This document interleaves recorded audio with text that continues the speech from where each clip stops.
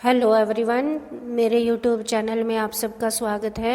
अगर आप भारत की राजनीति और इतिहास और भौगोलिक वातावरण को जानना चाहते हैं तो इस चैनल को सब्सक्राइब करें और बेल आइकन को दबाएं ताकि आपको सारे नोटिफिकेशन मिलते रहें। आज हम करेंगे 7th क्लास की राजनीतिक एवं सामाजिक जीवन बुक का 5th लेसन, जिसका नाम है औरतों ने बदली दुनिया। जैसा कि नाम से ही पता चल रहा है कि औरतों ने अपनी दुनिया को बदला। पिछले लेसन में हमने पढ़ा था कि महिलाओं से किस तरह घर का काम करवाया जाता है और उसका कोई महत्व नहीं दिया जाता या उसके बदले उसका कोई सम्मान नहीं किया जाता, जबकि घर में सबसे ज़्यादा काम औरत को ही करना पड़ता है और वह सुबह सबसे जल्दी उठती है और रात को 12 बजे तक लगी रहती है। फिर भी उसके काम को काम नहीं समझा जाता। इसके बदले उसको पुरुषों की बजाय कम बुद्धिमान समझा जाता है और समाज ये भी मानता है कि स्त्री भारी काम नहीं कर सकती, भारी काम पुरुष ही कर सकते हैं। इस तरह हमने देखा कि जो संविधान ने हमें समानता का अधिकार दिया है, लेकिन वास्तविक जीवन में समानता नहीं है। इन दोनों के अंदर बहुत असमानता पाई जाती है। इस लेसन में हम ये पढ़ेंगे कि स्त्रियों ने समानता का अधिकार प्राप्त करने के लिए कैसे संघर्ष किया। जैसे आज के समय में हम देखते हैं कि सभी कामों में, सभी क्षेत्रों में महिलाएं देखी जाती हैं, लेकिन शुरू से तो ऐसा नहीं था। शुरू में तो सभी अधिकार पुरुषों को मिले थे, महिलाओं को नहीं दिए गए थे। तो महिलाओं ने ये अधिकार संघर्ष करके प्राप्त किए हैं और लोगों की जो रूढ़िवादी सोच है वो उसको बदला है। समाज कुछ कामों के लिए स्त्रियों को ज्यादा महत्वपूर्ण समझता है क्योंकि स्त्रियों में विनम्रता और सहनशीलता होती है। इसलिए कुछ क्षेत्र ऐसे समझे गए हैं जहां पर केवल महिलाएं ही काम कर सकती हैं, जैसे आंगनवाड़ी और बालवाड़ियां और नर्स के लिए स्त्रियों को ज्यादा अच्छा समझा गया है क्योंकि स्त्रियां घर में भी अपने परिवार को संभालती हैं, देखभाल कर सकती हैं। इसलिए नर्स यह काम अच्छे ढंग से कर सकती है क्योंकि उसके अंदर सेवा भाव होता है। समाज के बहुत से लोग रूढ़िवादी धारणाओं में विश्वास करते हैं। वो ये समझते हैं कि डॉक्टर और इंजीनियर बनने के लिए महिलाएं ठीक नहीं है, ये काम पुरुष सही कर सकते हैं। इसलिए वो लड़कियों की शिक्षा पूरी हो जाने के बाद शादी की बात सोचने लगते हैं। लेकिन कुछ बच्चे हिम्मत रखते हैं और वो समाज की ऐसी रूढ़िवादी धारणाओं के होते हुए भी संघर्ष करते हैं और आगे बढ़ते हैं। जैसा कि ये चित्र में दिखाया गया है कि महिला ट्रेन को चला रही है और ये 27 वर्षीय महिला है और ये एक झारखंड के आदिवासी परिवार की लड़की है। इसके माता पिता भी पढ़े लिखे नहीं हैं। लक्ष्मी ने सरकारी स्कूल में पढ़ाई की और पढ़ने के साथ साथ वह घर के काम भी करती थी। उसके माता पिता ने भी उसे मन लगाकर पढ़ाया। उसने रेलवे बोर्ड की परीक्षा दी और पास हो गई। उसके बाद उसे ये नौकरी मिल गई। जब लक्ष्मी ने रेल चलाई तो लोगों को विश्वास हो गया कि महिलाएं भी पुरुषों से पीछे नहीं हैं। लक्ष्मी ने समाज की रूढ़िवादी धारणाओं को बदल डाला।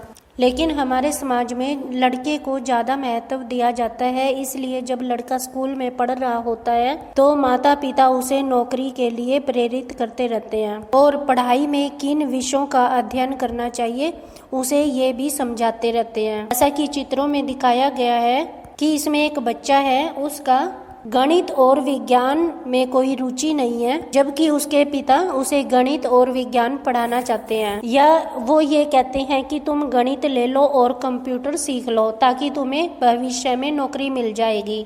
लड़कों के आगे बढ़ने के हमें बहुत सारे उदाहरण मिलते हैं, लेकिन हमारे इतिहास में कुछ महिलाएं भी ऐसी मिली हैं जिन्होंने समाज को बदलने के लिए बहुत ज्यादा संघर्ष किया। पुराने समय में महिलाओं के लिए स्कूल जाना आसान काम नहीं होता था क्योंकि उन्हें घर से बाहर निकलने की छूट नहीं होती थी। अधिकांश बच्चे वही काम करते थे जो उनके माता पिता घर में काम करते हैं। लड़कियों को बिल्कुल भी पढ़ने की छूट नहीं होती थी और जो पुरुष घर में काम करते थे जैसे कुम्हार, लोहार, बढ़ई, वहाँ पर महिलाएं उनकी मददगार होती थी कि मुख्य काम तो पुरुष करेगा लेकिन महिला उसकी मदद करेगी। उदाहरण के लिए अगर कुम्हार बर्तन बनाता है तो स्त्री उसकी मिट्टी उठाने या पकड़ाने में मदद करती है। लेकिन 19वीं शताब्दी में यानी कि आज से 200 साल पहले शिक्षा के बारे में काफी बदलाव आया। अब कई स्थानों पर स्कूल खुल गए थे और काफी समाज के लोग अपने बच्चों को पढ़ने के लिए भेजने लगे थे। लेकिन उस समय में भी लड़कियों को स्कूल भेजने का कोई रिवाज नहीं था। फिर भी कुछ स्त्रियों और पुरुषों ने विरोध करते हुए लड़कियों के लिए स्कूल खोल दिए। इसके लिए उन्हें समाज से संघर्ष करना पड़ा। उदाहरण के लिए हम रास सुंदरी देवी की कहानी पढ़ते हैं। वह पश्चिमी बंगाल में पैदा हुई थी आज से लगभग 200 साल पहले, और जब वह 60 साल की हो गई थी तो उसने एक बुक लिखी थी और उस बुक में उसने अपनी आत्मकथा लिखी थी, यानी कि अपनी ही बातें बताई थी। उसकी बुक का नाम आमार जीवन था। ये एक महिला के द्वारा लिखी गई बुक है। रास सुंदरी देवी की शादी एक धनवान परिवार में हुई थी, धनवान जमींदार के घर हुई थी। उस समाज के लोग ये समझते थे कि अगर पढ़ी लिखी घर में बहू आती है तो वो दुर्भाग्य लेकर आती है और वह जल्दी विधवा हो जाती है। इसलिए उसके माता पिता ने तो उसको नहीं पढ़ाया था, लेकिन शादी के बहुत समय बाद वह छुप छुप कर खुद ही पढ़ना लिखना सीख गई थी, क्योंकि उसका पति पढ़ा लिखा था। वह सुबह सबसे जल्दी उठ जाती थी और सबके सो जाने के बाद ही सोती थी। आधी रात तक वह घर के कामकाज करती रहती थी और दिन में भी उसे आराम करने का समय नहीं मिलता था। जब वह 14 साल की थी उसके मन में पढ़ने लिखने की इच्छा पैदा हुई थी। एक दिन उसने अपनी पति की किताब का एक पेज छुपा लिया। उसका बड़ा बेटा घर में पढ़ने लिखने का अभ्यास करता था। वह ताड़ के पत्तों पर अक्षर लिखना सीख रहा था। जब वह अभ्यास करता था तो रास सुंदरी चोरी छुपे बैठकर इन बातों को सुनती थी और देखती थी, और जब घर में कोई भी नहीं होता था तो वह स्वयं लिखने की प्रैक्टिस करती थी। तो इस तरह से उसने लिखना पढ़ना सीख लिया था। अक्षर ज्ञान प्राप्त हो जाने के बाद उसने भागवत को भी पढ़ा था।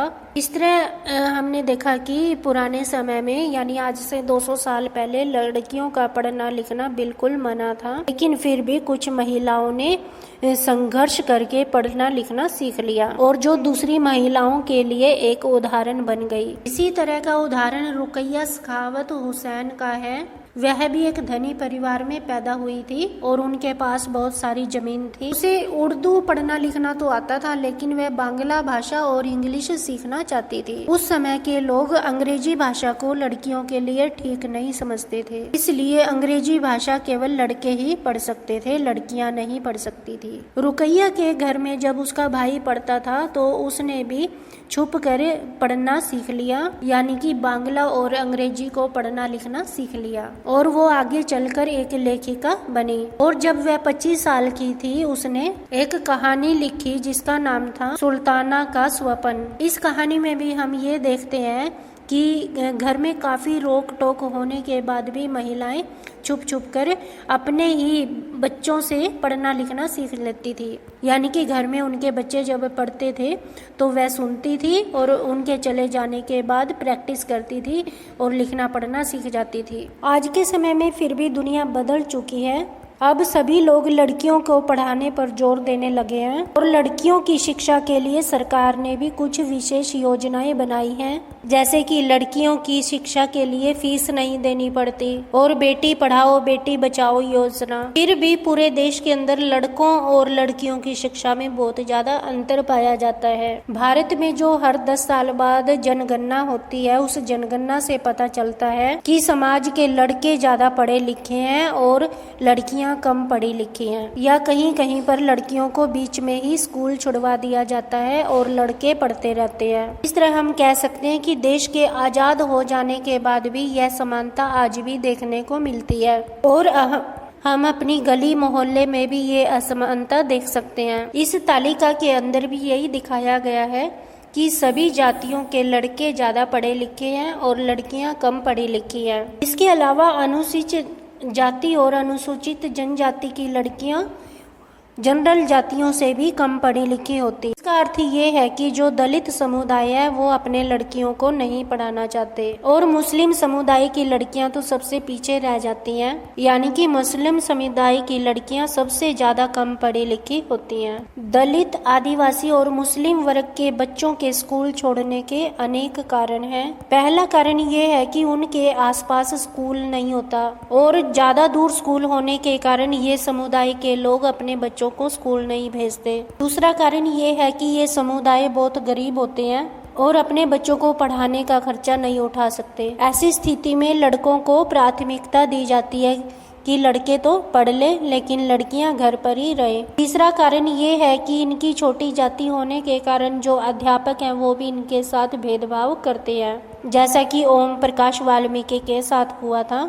इस तरह हम देखते हैं कि समाज के अंदर आज के समय में जो महिलाओं को पढ़ने का अधिकार मिला है, इसके लिए महिलाओं को बहुत संघर्ष करना पड़ा है, अब जाकर हमें ये अधिकार प्राप्त हुआ है। ये बदलाव अपने आप नहीं आया है, औरतों ने व्यक्तिगत स्तर पर भी और आपस में मिलकर भी इन परिवर्तनों के लिए संघर्ष किया है। इन्हीं संघर्ष को महिला आंदोलन कहा जाता है। महिला आंदोलन किसे कहते हैं? महिलाओं के द्वारा किया गया संघर्ष आंदोलन कहलाता है, महिला आंदोलन कहलाता है। संघर्ष में कई पुरुष भी महिलाओं का साथ दे देते थे। इस तरह से ये एक सफल आंदोलन बन गया था। इस आंदोलन के द्वारा महिलाओं ने ये संघर्ष किया कि जो संविधान ने कानून बनाए हैं वे कानून सभी के ऊपर लागू होने चाहिए और जो संविधान ने मौलिक अधिकार दिए हैं वो मौलिक अधिकार महिलाओं को भी मिलने चाहिए। इन अधिकारों को प्राप्त करने के लिए महिलाओं ने बहुत सारे अभियान चलाए। हम ये कह सकते हैं कि इस भेदभाव को खत्म करने के लिए हिंसा के विरोध में महिलाओं के द्वारा आंदोलन चलाए गए और इन आंदोलनों ने सरकार को नया कानून बनाने के लिए मजबूर किया। इसका उदाहरण 2006 का कानून है। ये कानून घर में रहने वाली उस महिला के लिए है जिसके साथ घर में उसका पति मारपीट करता है या उसे प्रताड़ित करता है। इसी तरह 1997 का कानून बना था, यौन प्रताड़ना कानून। कई बार जब लड़कियां स्कूल में पढ़ती हैं वहां पर भी लड़कियों के साथ छेड़छाड़ आदि की जाती है, उसके लिए 1997 में कानून बना था। तीसरा कानून है 1980 का कानून। ये कानून उन महिलाओं के लिए था जो दहेज के लिए प्रताड़ित की जाती हैं, क्योंकि कुछ समय पहले दहेज के लिए बहुत सारी औरतों को मार दिया जाता था। उन पर दबाव बनाया जाता था कि वो अपने मायके से दहेज लेकर आए और जो औरतें नहीं लेकर आती थी उन्हें मार दिया जाता था। जैसा कि चित्र में ये सीढ़ी पर बैठी हुई एक बुजुर्ग महिला दिखाई दे रही है, इसकी बेटी को दहेज के चक्कर में मार दिया था और ये सुप्रीम कोर्ट की सीढ़ियों पर बैठी हुई न्याय की इंतजार कर रही है। इसी तरह ये और भी चित्र दिखाए गए हैं जिनमें महिलाएं आंदोलन चला रही हैं, संघर्ष कर रही हैं और कहीं पर धरने दे रही हैं। ये आंदोलन के अनेक तरीके हैं जिनके द्वारा इन्होंने अपनी समस्या सरकार के सामने पहुंचाई और सरकार ने इनकी समस्या को समझा और उसके बाद कानून बनाया। इन आंदोलनों के द्वारा देश में जागरूकता फैली, समाज के सभी लोगों को स्त्रियों के साथ होने वाले अन्याय का पता चला। कुछ पुरुषों ने भी औरतों का साथ दिया और उनके विरोध में शामिल हो गए, उनके आंदोलन में शामिल हो गए। औरतों के द्वारा चलाए गए इन आंदोलनों के आधार पर ही 8 मार्च अंतर्राष्ट्रीय महिला दिवस के रूप में दुनिया भर में मनाया जाता है। यह औरतों के द्वारा किया गया संघर्ष की याद दिलाता है, यानी कि औरतों ने अपनी स्थिति को सुधारने के लिए बहुत ज्यादा संघर्ष किया। बंधुत्व व्यक्त करना भी महिला आंदोलन का ही हिस्सा है। ये लास्ट में भी चित्र दिखाया गया है कैसे महिलाएं अपने अधिकारों की मांग के लिए धरने लगा रही हैं और नारे लगा रही हैं। इन आंदोलनों के द्वारा ही समाज में रूढ़िवादी धारणा को ठेस लगी और समाज की सोच विचारधारा में परिवर्तन आया। यहीं पर हमारा ये लेसन पूरा हो जाता है। अगर आपको वीडियो अच्छी लगे तो लाइक ज़रूर करें और अगर अभी तक आपने सब्सक्राइब नहीं किया है तो कर लें और बेल आइकन को दबाएं